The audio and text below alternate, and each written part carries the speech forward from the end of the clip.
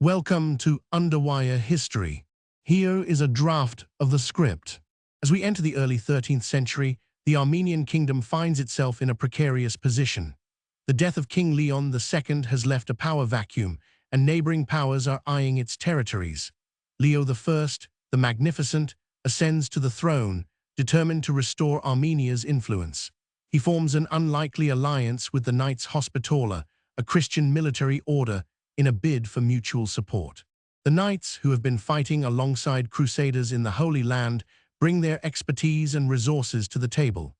Leo I, however, retains control over his kingdom's foreign policy, navigating delicate relationships with Byzantium and the Muslim states of the region. His strategy is twofold: fortify Armenia's defenses and reassert its claims on neighboring territories. The Principality of Antioch, a key prize in this game of geopolitics, has been a thorn in the side of Armenian kings for centuries. Its ruler, Prince Bohemond IV, the One-Eyed, has long been at odds with Leo I's predecessors. The stage is set for a conflict that will test the mettle of both leaders and their respective armies. Here is the JSON response. As we enter the early 13th century, the Armenian Kingdom finds itself in a precarious position. The death of King Leon II has left a power vacuum, and neighboring powers are eyeing its territories. Leo I, the Magnificent, ascends to the throne, determined to restore Armenia's influence. He forms an unlikely alliance with the Knights Hospitaller, a Christian military order, in a bid for mutual support. The knights, who have been fighting alongside crusaders in the Holy Land, bring their expertise and resources to the table. Leo I, however, retains control over his kingdom's foreign policy, navigating delicate relationships with Byzantium and the Muslim states of the region. His strategy is twofold: fortify Armenia's defenses and reassert its claims on neighboring territories. The Principality of Antioch, a key prize in this game of geopolitics, has been a thorn in the side of Armenian kings for centuries. Prince Bohemond IV, the One-Eyed, has long been at odds with Leo I's predecessors. The stage is set for a conflict that will test the mettle of both leaders and their respective armies. The alliance between Leo I and the Knights Hospitaller proves to be a turning point in Armenia's fortunes, as it allows the kingdom to project military power beyond its borders. The knights bring their expertise in siege warfare, a crucial skill given the strategic importance of Antioch. Leo I's army, bolstered by Hospitaller troops, begins to assemble on the outskirts of Antioch, awaiting the right moment to strike.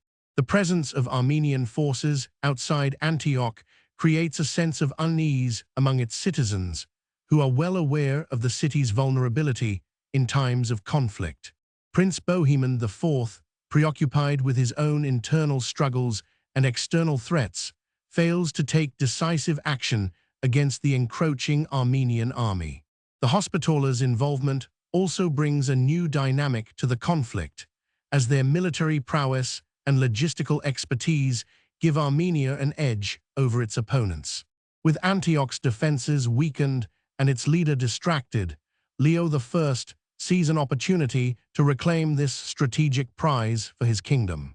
As tensions rise, the Armenian army continues to press its advantage, poised to exploit any weakness in Antioch's defenses. The stakes are high, with the potential for a decisive victory that could shift the balance of power in the region. Leo I's decision to ally with the Knights Hospitaller proves pivotal, as it allows his army to project military power beyond Armenia's borders.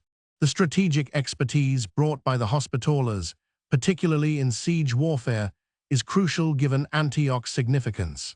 As Armenian forces assemble on the outskirts of Antioch, its citizens grow increasingly anxious about their city's vulnerability. Prince Bohemond IV, consumed by internal struggles and external threats, fails to mobilize a decisive response against the encroaching army. The Hospitaller's involvement elevates Armenia's military capabilities, giving it an edge over Antioch's defenders. With defenses weakened and its leader distracted, Leo I identifies an opportunity to reclaim Antioch for his kingdom. As tensions escalate, Armenian troops continue to press their advantage, poised to exploit any weakness in Antioch's defenses. The Armenian army's momentum is fueled by the strategic insight of its leaders, who recognize the critical importance of securing this strategic prize. Ultimately, Leo I's gamble pays off as Armenian forces enter Antioch, while Prince Bohemond IV is absent. Leo I, King of Armenia, the Magnificent, with support of the Knights Hospitaller, reconquers the Principality of Antioch. Armenian troops enter Antioch, while Prince Bohemond IV of Antioch, the One-Eyed, is absent, unfolded through interacting constraints rather than one isolated trigger. Decision-makers operated within institutional limits, and each response narrowed the next available option. The evidence points to compounding risk rather than a single dramatic cause. That causal chain becomes clearer when incentives, governance, and timing are read together. Modern relevance reshaped what decision-makers could do next, because each institutional response changed the incentives facing the next actor.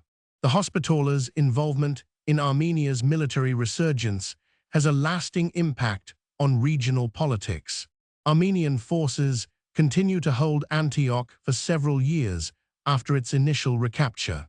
The Knights Hospitaller's influence extends beyond the battlefield as they establish a strong presence in the region. In 1258, Armenian forces are instrumental in repelling a Mongol invasion of Armenia. Military campaigns like these demonstrate the importance of strategic alliances and military cooperation in achieving regional security. The legacy of Armenian Knights Hospitaller cooperation can be seen in the subsequent establishment of other military orders in the region. By 1260, the influence of the Knights Hospitaller has begun to wane as new powers emerge in the area. The Hospitaller's relationship with the Armenian Kingdom had far-reaching consequences, shaping regional politics for centuries. Their military campaigns and strategic alliances left a lasting impact on the balance of power in the Middle East, influencing subsequent conflicts and alliances. In 1261, the Mongols, now a dominant force in the region, begin to encroach upon Hospitaller territories in Armenia. This led to increased tensions between the Hospitallers and the Armenian Kingdom, causing them to re-evaluate their partnership. The Knights' weakening position allowed other military orders, such as the Templars, to establish themselves in the area, further fragmenting regional power structures. As new powers emerged, the old alliances began to crumble, leaving a legacy of instability and conflict in their wake. The Mongols' invasion of Armenia in 1258 was a turning point for the region, but it also highlighted the importance of strategic alliances. The Knights Hospitallers' relationship with the Armenian Kingdom was one of mutual benefit, providing security and military support to each other. The Mongols' expansion into Armenia put pressure on the Hospitallers' territories, forcing them to re-evaluate their partnership with the Armenian Kingdom.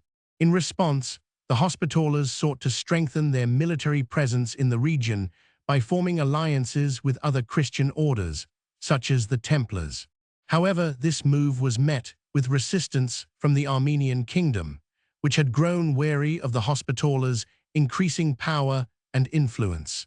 The kingdom saw an opportunity to break free from the Hospitallers' dominance and establish its own military order, the Order of Brothers of St. Lazarus. This new order was seen as a way for the kingdom to exert control over its own destiny and reduce dependence on external powers. As tensions between the Hospitallers and the Armenian Kingdom escalated, the regional balance of power began to shift dramatically. The Mongols, now a dominant force in the region, took advantage of the instability and began to encroach upon Hospitaller territories in Armenia.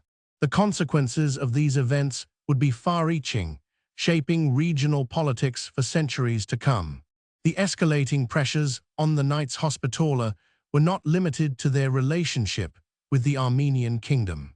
The Mongols' expansion into Armenia had also put pressure on the Byzantine Empire, which was struggling to maintain its territories in Asia Minor. As the Byzantines faced internal strife and external threats from the Turks, they began to re-evaluate their relationships with Christian orders like the Hospitallers.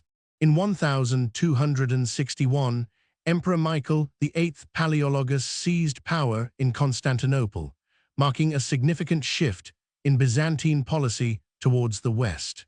He sought to strengthen ties with the papacy and the Latin Empire, hoping to counterbalance the growing influence of the Mongols and the Ottoman Turks.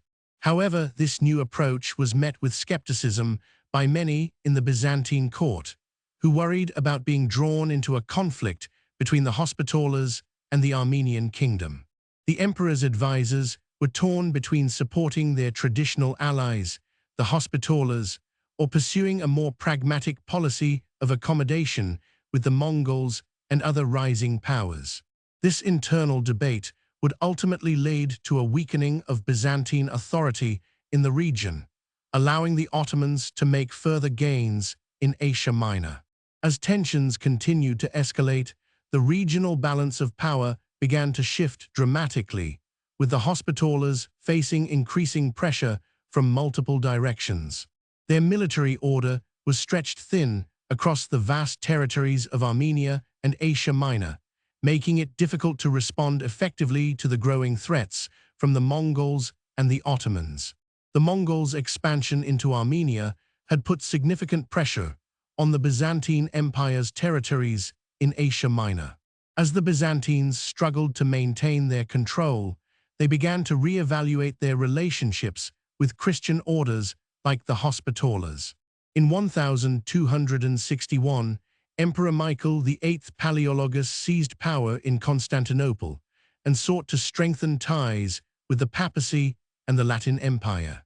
He hoped to counterbalance the growing influence of the Mongols and the Ottoman Turks by aligning with Western powers. Their inability to provide adequate defense led to a decline in their influence and authority, paving the way for the rise of new powers in the region, including the Ottoman Empire under Orhan I. The impact of these developments would be felt far beyond the borders of Armenia and Asia Minor, shaping the course of European politics and trade in the centuries to come. The Mongols' invasion of Armenia had left a trail of destruction and displacement, with many Christian communities forced to flee or convert to Islam. The region's infrastructure was severely damaged, with cities like Ani and Sis being abandoned or repurposed as Islamic centers. In response to the crisis, the Byzantine Empire established a new military order, the Palaeologan dynasty, which would go on to play a significant role in shaping the course of European politics for centuries to come. Emperor Michael VIII Palaeologus implemented reforms aimed at strengthening the empire's military and administrative structures. However, these efforts were hindered by corruption and inefficiency within the imperial administration. The Byzantine Empire's reliance on Western powers also led to tensions with its traditional allies, particularly the Hospitallers, who felt abandoned and betrayed by the emperor's new policies. Thanks for listening to Underwire History. Look forward to seeing you next time.